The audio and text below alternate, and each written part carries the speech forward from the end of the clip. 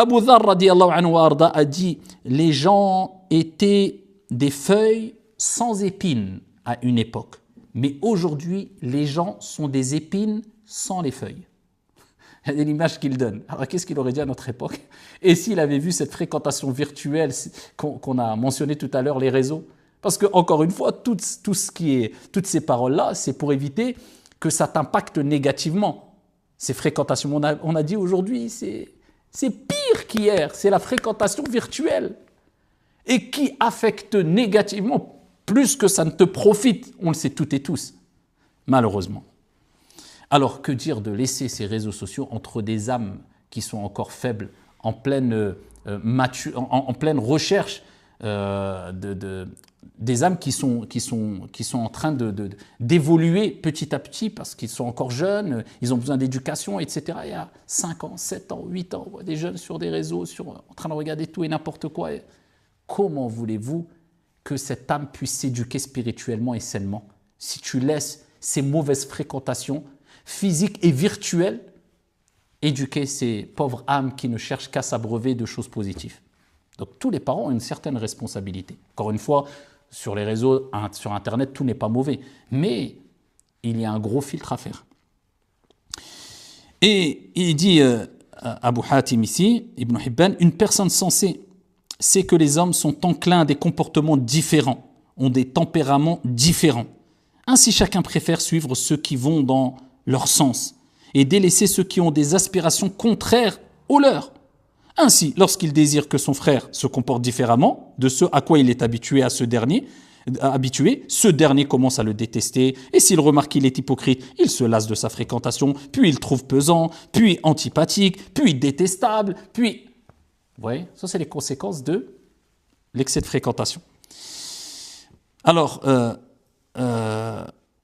Makhoul a dit, même s'il y a du bon dans la fréquentation des gens, s'isoler est plus sûr pour sa religion. S'isoler est plus sûr pour sa religion. Pas complètement encore, mais avoir cet instant d'isolement ou garder une certaine distance. Celui qui ne préfère pas, comme disait Malik ibn Dinar, s'entourer des paroles d'Allah, vivre avec les paroles d'Allah Azza wa Jal, plus que celles des hommes, a peu de savoir. Un cœur aveugle et perd clairement son temps. Celui qui n'a pas compris qu'il faut s'entourer plus de la parole d'Allah, de cette nourriture spirituelle, du Coran.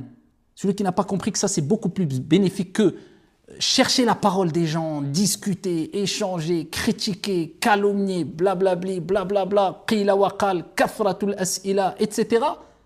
Eh bien, il dit les conséquences, ou c'est un signe que la personne a peu de savoir, un cœur aveugle, et perd son temps clairement.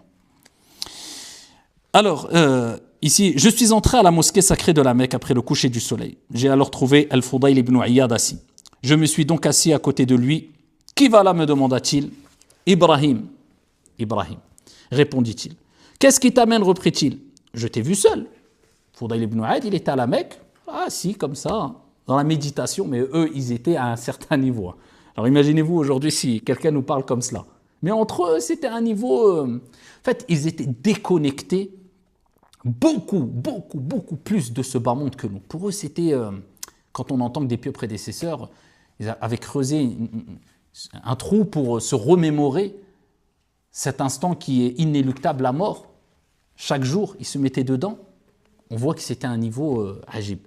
Alors, ce n'est pas forcément ce qu'on doit faire nous, et voilà, attention. Et ce n'est pas forcément une habitude qu'avaient tous les compagnons, etc. Mais ça nous rappelle alors, et ça nous remet un peu les idées en place, et ça nous montre que où sommes-nous par rapport à cela.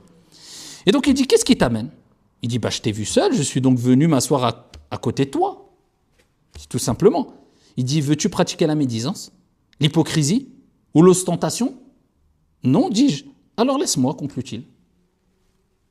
Et là, on voit la relation qu'ils avaient dans Al-Khalawat, donc lors des isolements avec Allah. Quand ils étaient isolés avec Allah en méditation, ils ne voulaient pas être dérangés.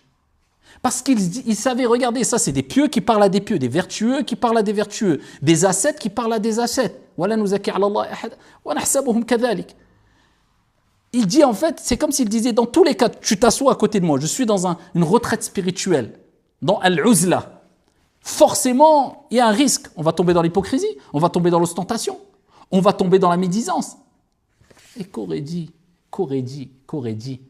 ses pieux prédécesseurs aujourd'hui, s'ils avaient vu l'ostentation qui est plus à même de nous toucher à travers les réseaux, encore dans ce monde virtuel qui est regardez-moi, etc., où on parle à tout le monde, on n'arrête pas de tomber dans la médisance, on aime bien rentrer dans la curiosité vicieuse et déplacée, tout le monde veut savoir tout sur tout le monde expose sa vie privée sur les réseaux, tout le monde se... Karitha, catastrophe. Wallahi nas'alullah as-salamata wal-afiyah.